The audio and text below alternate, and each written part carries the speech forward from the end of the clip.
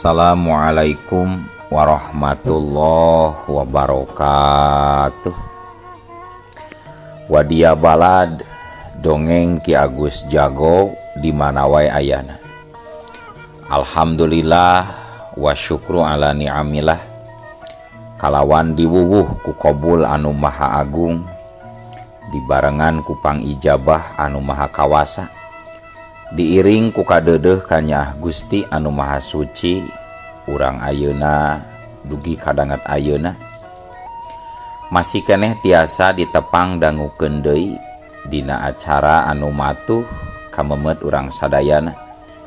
Nyatana dina pagelaran dongeng Sunda jejer carita si Giwang, ayeuna kantun bagian anu ka 42 nanya pamiarsa.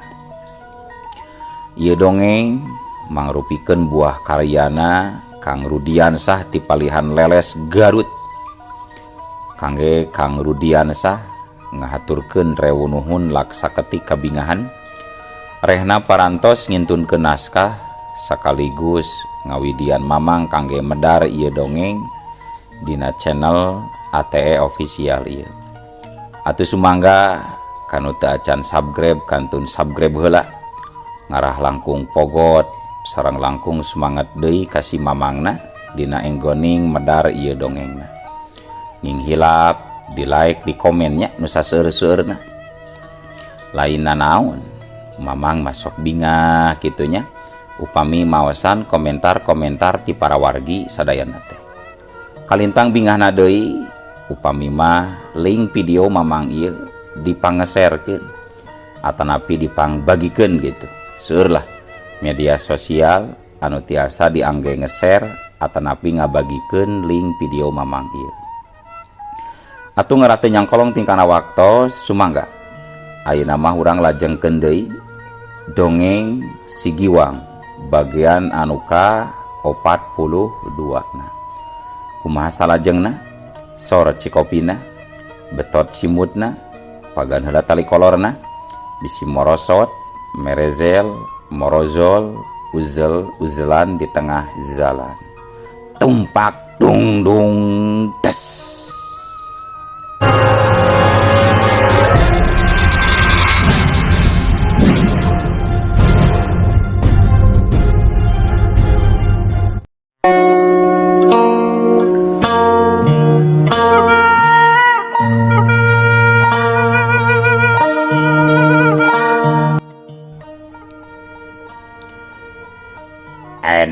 Namun tetapi mau tidak mau Aik harus memberikan sanksi atau hukuman yang setimpal buat kamu Olang Abud.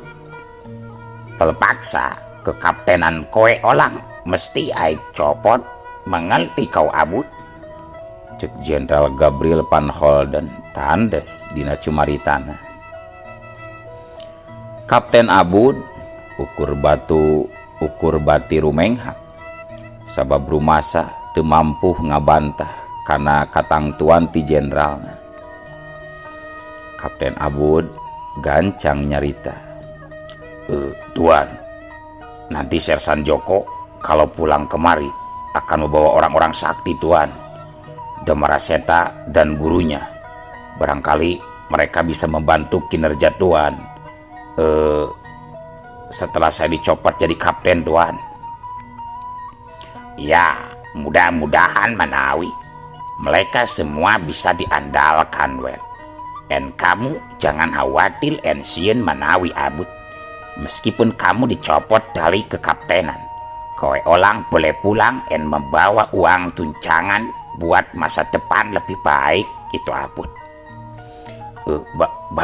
Baik, terima kasih nuhun Tuan. Kuring bakal narima keputusan naon wae ti Tuan, cek Kapten Abud ngawalon. Sarta gancangna carita Abud anu kiwari pangkat kaptena dicabut ku Jenderal Gabriel Van Holden, terus dibere duit tunjangan minangka gantina dipecat jadi kapten. Geus kitu mah teu loba deui carita. Abud terus dititah indit ku Jenderal Gabriel Van Holden ninggalkeun markas mulang ka lembur tempat pamajikanana.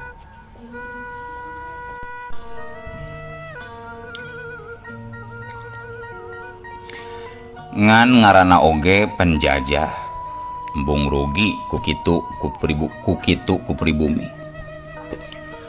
Nalika Abud indit saacan jauh ninggalkeun markas, gancang Jenderal Gabriel Van Holden nyita sabara urang prajurit serdadu Walanda pikeun nyusul Abud laju sina diparagatkeun nyawana. Duit anu geus dibawa ku Abud kudu balik deui kana leungeunna. Sedengkeun harita Abud anu keur leumpang bari mawa hatena anu sumpeg. Pakaianana geus ganti deui ku baju basajan teu make saragam. Tandana Abud memang geus lain kapten. Harita terus leumpang lumampah mapai-mapai jalan anu rada sepi. Bari mawa duit tunjangan teh 200 ringgit kahitung gede. Baiklah, aing teh jadi kapten deui oge, asal bisa muka usaha we di lembur pamajikan. Ieu duit arek dijadikeun modal pikeun usaha ku aing.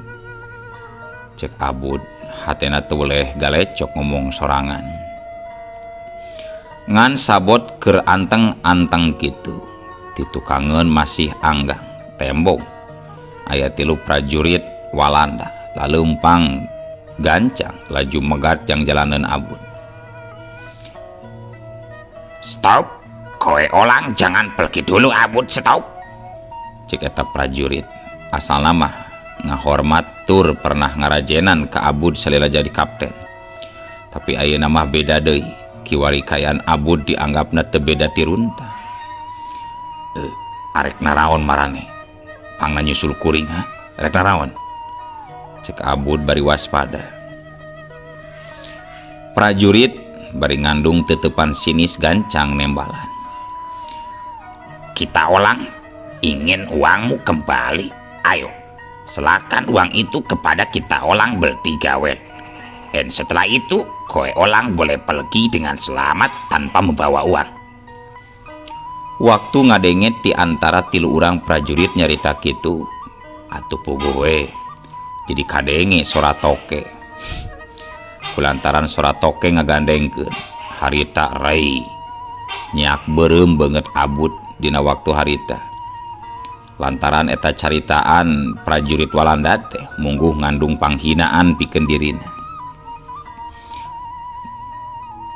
Diparentah ku saha si laing tiluan mata kitu pataka dewek sanu marentah. Dewek pantes keneh diajenan ku maraneh tiluan anu timbang prajurit kurang ajar. Cek Abud, nya oge teu bisa kana ilmu bela diri, tapi demi harga diri mah jadi timbul kawanina. Sembalangan kowe olang bicara Abud. Kami bertiga hanya disuruh oleh Tuan Jenderal Gabriel. Mengerti kamu menawi Abud? Kumaha? Ditahan Jenderal Gabriel. Abud jadi rumahu tur sadar ayeuna mah dirina tetela geus dilicikan ku pihak Walanda. Jeung sieun kapiheulan abar kulawan meureunnan pedah marawa bedil, sedengkeun manehna henteu. Abud gancang ngadurugdug lumpat narajang ka seorang prajurit. Durugdug. Prajurit Walanda anu ditarajang kaget tapi gancang ayakeun perlawanan. Antukna Abud jeung eta prajurit jadi bukbek silih teunggel silih tengkek jeung silih bebeutkeun. Kuliti. Sakapeung duanana terus pating gulitik sarta gulei dina luhur taneuh. Maklum tarungna jalma biasa mah memang kitu, ukur ngagunakeun tanaga jeung nafsu wungkul sarta karikatan ala kadarna. Hiu cekuk cer. Prajurit Walanda kabeneran keur nangkarak dihandap ditindihan ku Abud. Cukang irungna ditonjok nepi ka ngacer bijil kecap. Prajurit anu ngabandungan kana eta kajadian gancang narodongkeun bedil kanu keur galungan. Tapi teu sagawayah nembak sabab bisi salah sasaran.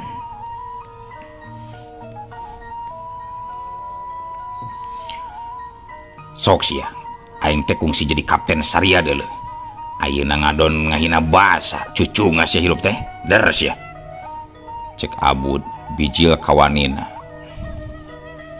Koe olang sudah menjadi sampah, pantas untuk dibuang dan dihina. Ya. Prajurit ngabalikeun awakna jadi aya di luhur. Abud jadi aya di handapeunana. Laju beuheungna didengkek satakarna letahan nepi ka ngelel. Tapi Abud teu nyerah kitu bae. Leungeun katuhuna ngayap nyokot batu sagede peureub. Beledak. Batu nu sagede peureub didagorkeun kana palipisan lawan anu keur ngadengkek. Curulung. Getih langsung ngucur. Dengkekan leungeun kana beuheung musuh kapaksa dilepaskeun.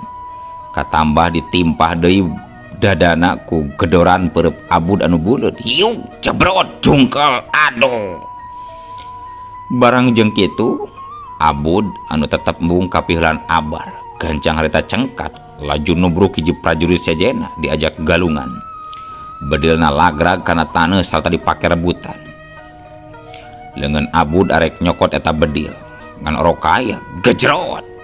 Kadona kaburu ditonjok manten ku lawan mungguh asa nyengsol. Prajurit anu hiji deui bangun rada bodoh. Hayo we nodong-nodongkeun bedil tapi asa-asa arek nembak teh sieun salah sasaran. Sedangkeun anu tadi mimiti galungan teh ngadon cicing heula ngareureuhkeun ka capek jeung ngarasakeun ka nyeri. Ayeuna leungeun prajurit anu kabagean pikeun nyokot bedil, sedangkeun sabelah deui ngarowes beungeut Abud anu kapaksa peureum panona sabab sieunaan kacolok. Tapi Abud oge teu bodoh. Ganjang malieuskeun ramo-ramo leungeun musuh satakarna. Malah kadenge sora tulang anu potong lantaran cerukna dipotongkeun ku Abud nepi ka ngaplek. Sat beletrak wala. Setan kepalat, sakit kepala. Wadaw. Prajurit Walanda langsung ngegero nahan ka nyeri. Baturna anu tadi mimiti galungan geus kumpul deui tanagana. Serta tembong ngenyang suku Abud laju digusur ka sisi gawir sina ngagulutu. Abud ruas lain dikieuna. Gancang leungeunna nyepengan kana dahan leutik sangkan teu terus digubrag awakna kana gawir.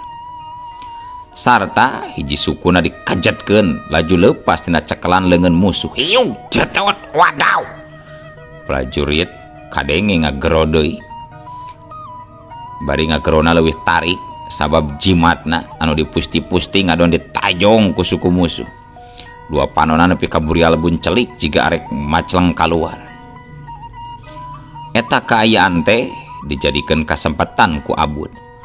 Ngalengkah ngajauhan gawir sarta arek nyokot bedil anu masih ngagoler dina taneuh. Ngan orokaya leungeunna can ge nepi kana bedil, harita kaburu dijedor manten dampal leungeunna nepi ka bolong. Katembus ku timah panas getihna nepi ka ngucur. Dor. Aduh, setan alas nyeri bangsat. Cek Abud tembong nyengir nahan ka nyeri bari deku di luhur taneuh. Kalayan tanpa bisa dipondah deui mangsa ditodongan bedil ku dua prajurit. Malah sakali deui dua sora bedil disada dituturkeun ku awak Abud anu terus ngajungkal sirahna jadi sopak lodong. Dor, jungkal, kosot, kerjet, kulahe. Abud dina sapanjang hirupna ngabdi ka Walanda.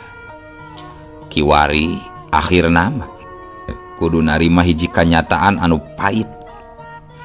Hirupna anu panungtungan kudu ajal ku leungeun Walanda keneh anu licik.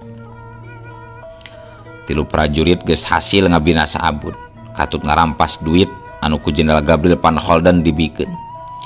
Tapi kudu dicokot deui. Jenderal Gabriel Van Holden sugema hatena ku tindakan tilu prajurit anu hasil ngemban pancen ti dirina. Jenderal Gabriel Van Holden seuri ngumbar kasukana. Tapi nondori anakna bener-bener teu panuju ku sikep bapana model kitu.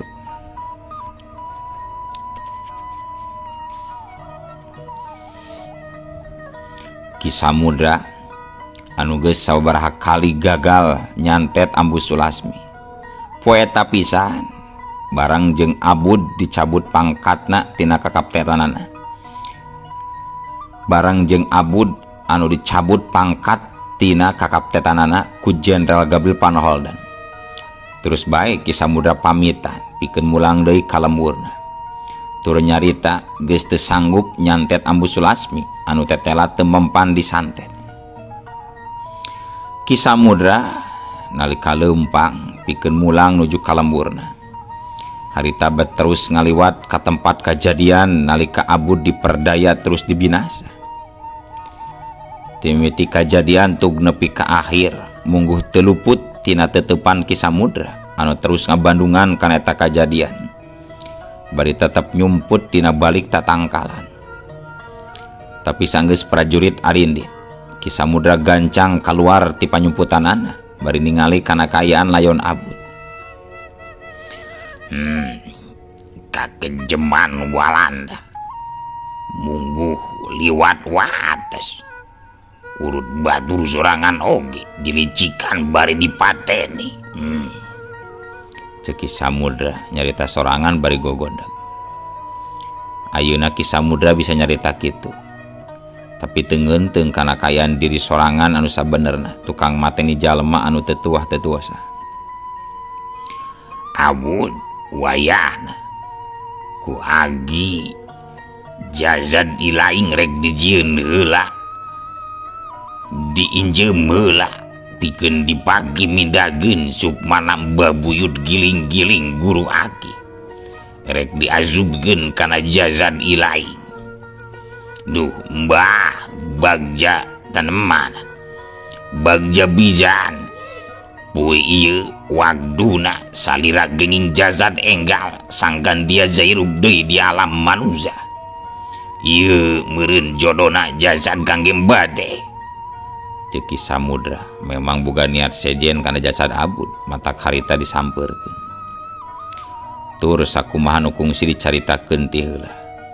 Memang Mbah Buyut giling-giling teh menta jasad jalma anyar anu ditinggalkeun nyawana.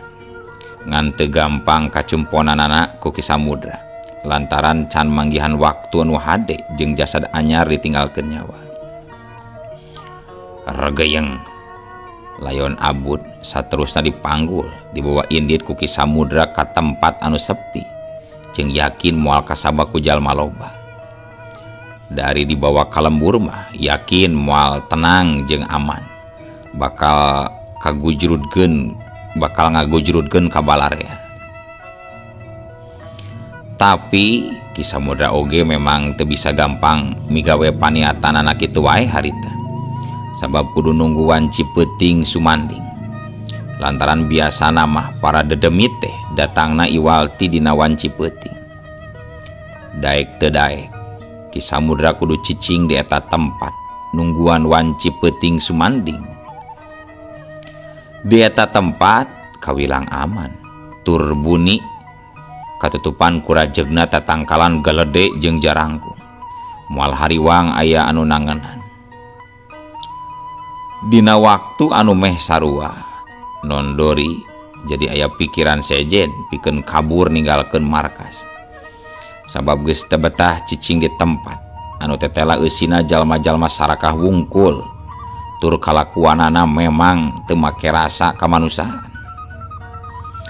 Komo satu tas jaka satria geus bebas mah Nondori teh sapopoena jadi loba ngahulang mikiran kumaha nasibna jaka satria ayeuna. Jorojoy dina hatena make jeung aya hayang panggih sagarupa jeung jaka satria. Nondori geus gilig pikirna pikeun kabur ninggalkeun markas Walanda geusan neangan laratan jaka satria.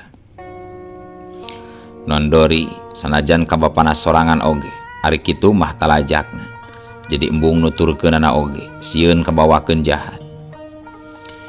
Rasanya Aik sudah tidak betah lagi tinggal di sini. Aik harus bisa minggat dari sini.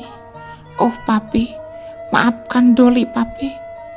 Doli terpaksa harus pergi dari sini papi. Demi kebaikan kita bersama papi. En kamu orang Jaka Satria, di mana engkau sekarang berada? Apakah engkau baik-baik saja di sana, Jaka? En Aik akan mencarimu sampai ketemu, Jaka. Aku rindu banget sama kamu, Jaka. Nondori harita keur cicing di jero kamarna bari ngumbar lamunan. Jeung garecok ngomong sorangan dina jero hatena. Sarta ngabayangkeun kana kayan Jaka Satria anu duka teuing keur aya di mana jeung kumaha nasibna. Sedengkeun jalema anu keur aya dina lamunanana nyatana Jaka Satria. Harita teh Jaka Satria keur aya di hiji lembur, keur reureuh di hiji warung sangu anu memang kajojo pisan tempatna. Di eta warung loba jalema, urang jauh ngadon jarajan di eta warung. Geus puguh pangeus si lembur mah meh unggal poe jarajana teh. Jaka Satria mah jongjon barang dahar. Sedengkeun jalema sejen mah bari barang dahar teh disambung ku ngarobrol jeung pada baturna. Loba nu ngadon teh memang lahan warungna cukup lega. Bangku tempat tiukna loba jeung meja leutik. Kumaha ari geus kieu nya? Lembur urang dikawasa ku tilu jalema anu teu cerelas asal usulna. Ngakukeun we ngaran Samsuri jeung Barkowi Katut Kartawi. Salaku tilu jawara ti hiji paguron cenah anu ngahajak keur lumampah ngajugjug Gunung Guntur. Tapi saheulaanan ngadon caricing di lembur bertoleh bae nyieun kaributan tah eta tilu mangkluk teh. Gemes da dewek mah euy.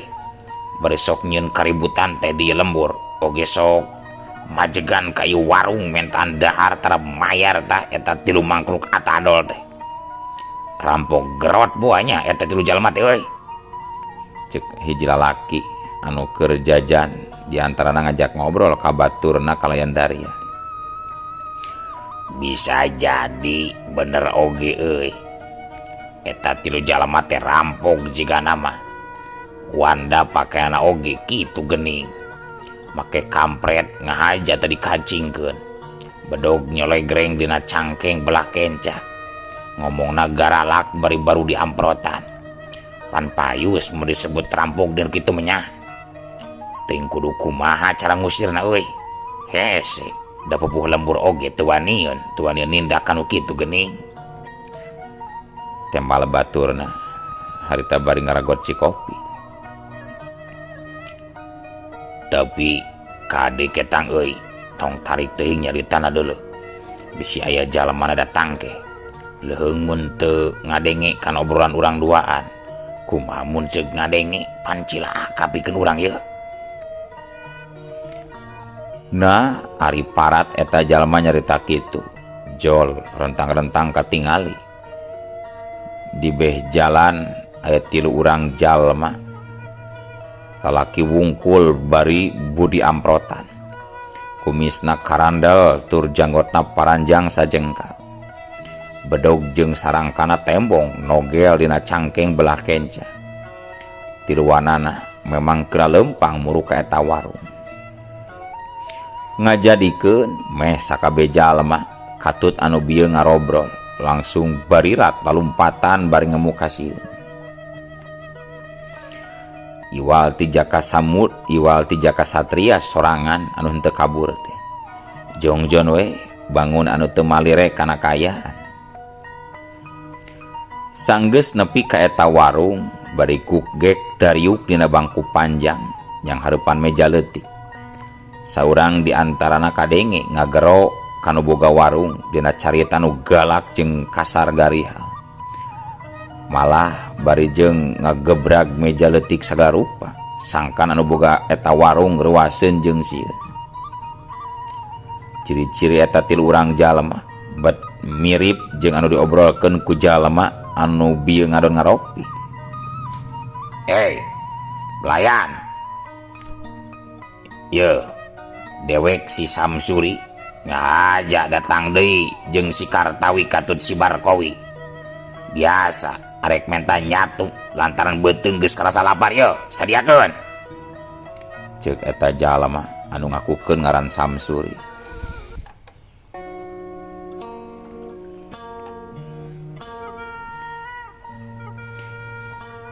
Palayan warung teh aya duaan, anu saurang nembalan, anu saurang deui gancang nyadiakeun sangu 3 alas keur eta 3 jalma. Di barung jeung ngadaregdeg lantaran geumpeur jeung sieun. Gancangna carita 3 alas sangu geus diasongkeun ka si Samsuri jeung ka si Kartawi katus si Barkowi. Atuh geus disuguhan mah deker weh tiluana dalahar bangun anu ponyonaker. Tapi karek sababaraha huap si Samsuri dahar. Nah atuh ujug-ujug uluh waktosna kabujeng seep wadia balad ATE official. Keun atunya ieu dongeng teh urang cekapkeun heula we dugi ka dieu. Insyaallah enjing pageto baris dilajengkeun deui. Atuh kukitu kukieuna mamang saja amit mungkur amit mundur ti payuneun para wargi sadayana. Hayu ah.